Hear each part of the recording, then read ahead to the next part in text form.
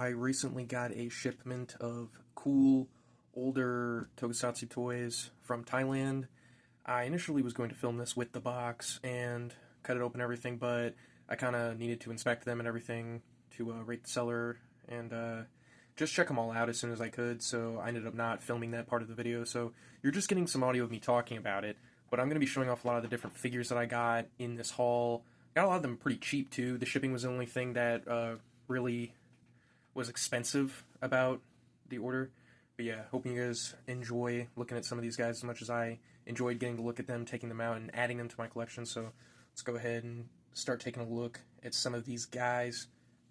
Starting off here, we've got this guy from Return of Ultraman. This is CHEEEAAAP. This is a SOFVI brand CHEEEAAAP from Return of Ultraman. There's definitely some scuffs on all of these. I also want to mention that. So a lot of these are not in like prime condition. A lot of these look like they were played with, possibly by Asian children in Thailand for a very long time. But you know what? That's what toys are supposed to be. They're supposed to be played with. The silver paint on the nails here, pretty cool. No paint on the nails up here. But we've got some paint on these horns and the eyes and the teeth, which I think is pretty cool. Next up is a figure that I have wanted to get for a long time, but it's always been kind of in the $40, $50, $60 price range, and that was just kind of a little too much for me. And after getting this guy in hand, he's not even as big as I thought he'd be, which kind of makes sense, and I'm not really that disappointed because I did get him cheaper, and I'm glad though that I did hold out getting him cheaper. I got this guy for $10, and it is Abaras, which is very cool. He's got some marks on his head, but it's not a big deal. I did try to clean him up a little bit. This guy was definitely played with, but hey, for $10, I'm happy to have him. Honestly, he's a great looking figure and a cool kaiju. And I got my Vanilla figure from my wife on my 26th birthday. So now I have both of them, which is awesome. Finally. Now he's not just like hanging out alone on his own. We have got Gairon from Ultra 7. This guy's awesome. This is another kind of expensive one that I really like the character. I really like the design. I mean, look at the sculpt on this guy. He's just so big and bulky, and he's got all these like curves and edges and points. Just such a crazy character from a really cool Ultra 7 episode. But yeah, I didn't want to like bust out all that money, you know, but I got this guy for cheap, so that's awesome. A little bit of a waist cut there, and then you can move the arms around here, which is cool. Very, very cool figure, honestly. Always glad to add more Ultra 7 Kaiju, Kaijin, Seijin, whoever to the collection, because they're always just so cool looking. Next up, we've got Keemer Man from Ultra Q, or Alien Keemer. This guy's pretty awesome because he's pretty tall in comparison to a lot of the other figures, and he's, you know, not like a spark plug BANDAI vinyl Keemer Man, so I think the colors on this guy are a lot better, and the height is just more satisfying, and the paints and everything like that just look better, and he's got this great like fur trail down his back, and he's got the extra eye on the back of the head. Just very, very cool. A cool sculpt. Good paint job all around. Happy to have this guy. What a weirdo. Then after that, I got another guy that I've really wanted to add to my collection, but again, kind of pricey most of the time I've seen him, and that is Jomila from Ultraman. This guy probably has one of the saddest arcs in the original Ultraman series, as an alien or as a character in general. Just a really cool design and a really cool character. He even has like a cool redesign later. I love that you can see the actor's kind of like eye holes, breathing holes there in the neck. I think that's really awesome with a hint of blue paint. All the cracks and all the brown adages of paint are just so cool on here. Just a really cool figure, honestly. And again, some really good height on this guy, so really glad to add this guy to the collection. Next up, we got Skydon. This guy's awesome. I almost cracked and paid $25 for him one day, but I found this guy for $10, so I picked him up. It might have been even cheaper than that. But yeah, really awesome looking. This is obviously not accurate to how he looks in the show. His more natural, earthy brown colors.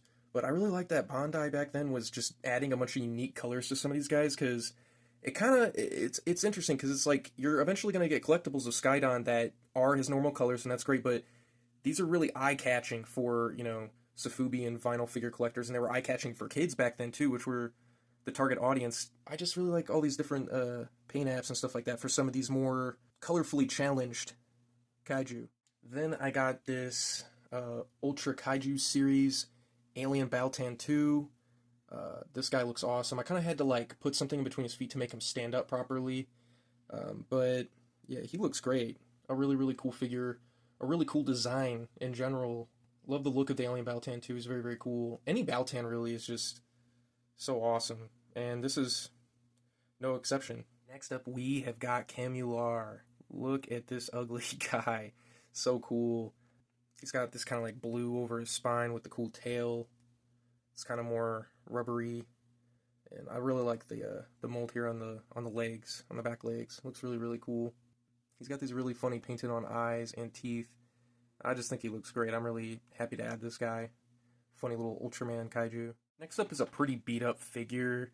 I initially thought about just like not even using this in my collection, but I cleaned him up and he still doesn't look great, but you know, Alien Baltan. This is another awesome figure. As you can see, he's pretty scuffed up. He looked even worse before though, missing a lot of paint, but you know, you can tell this figure was loved, and that's a good thing. A lot of these guys I didn't realize how damaged they were when I bought them, so that's like kind of my fault, you know. The guy selling them took some pretty good pictures, so I really just didn't realize how damaged some of them were, you know, until I actually got them. So that's not his fault. I'm not blaming anybody. That was me. And I don't mind this guy. I don't mind a little bit of scuff. You know, I mean, this wasn't like a grail of mine or anything like that. Like, oh man, I finally got him for a good price, but it's not what I wanted because it's so beat up. I just wanted it, you know, so I mean, it's not a big deal that he's a little bit beat up. Love this guy, Alien Baltan. This is another one of the really beat up ones. This is, I believe, a 12-inch vinyl Bandai Ultraman. And yeah, he has seen better days. His A guys are pretty beaten up. His entire frontal fin has also been eaten up. But yeah, I'm going to fix him up a little bit. He looks pretty cool, though. I really like the size of this guy, too. I mean, he's so big. It's fun, you know? So yeah, I'm glad I got this guy, too. I've also just never seen this Ultraman figure before, and it's the A-type, and I'm a sucker for Ultraman A-type stuff, so had to get this guy. Schwat! And then probably one of the coolest things that I got was this Bandai 1988 Ultra 7 SOFVI vinyl figure. I just think this thing looks awesome. I got this for a really good deal. I think I got it for like $12. So yeah, pretty cool. It's really fun to look at. It's just so big and stylized. And the way a lot of the older Ultraman, Ultra 7 Bandai figures are. So, very cool though. I really like the paints on him. He just looks great. Looks really, really cool. He's not too beaten up either. I've seen way more beaten up 88 Bandai Ultra 7s of this exact kind. That costs way more than I paid for this one. So, yeah, I'm really happy with this. Yeah, very cool haul that I wanted to show off. A lot of good stuff here. That shipping, again, was really the only thing that really bit me on the ass, and I think we all know why the shipping was so bad from a foreign country, so I think it was worth it. I was very lucky to have run into that Etsy sale and that particular seller on that particular day when I actually had some money to put into it, so very, very cool. Hoping to fix A-Type Ultraman up a little bit, and some of these other guys, and put them right into my collection. Thank you so much for watching. Hope you enjoyed. I'm going to be posting some more Tokusatsu-related reviews and videos, as well as some more toy reviews in the future. I'm going to be taking a look at some Mattel Creations, some of the latest Mattel Creations Masters of the Universe figures, and probably some Black Series stuff coming up soon, and possibly some G.I. Joe Classified stuff coming up soon too. Who knows? And if you're looking for some more Tokusatsu-related Bandai videos, I may be reviewing 2 new Movie Monster series figures coming in my mail currently from the Godzilla store. So look out for that video, because we all know that's going to be a banger. So now there's really only one thing left to say, other than like, comment, subscribe if you want to do that, and that is Devonius out.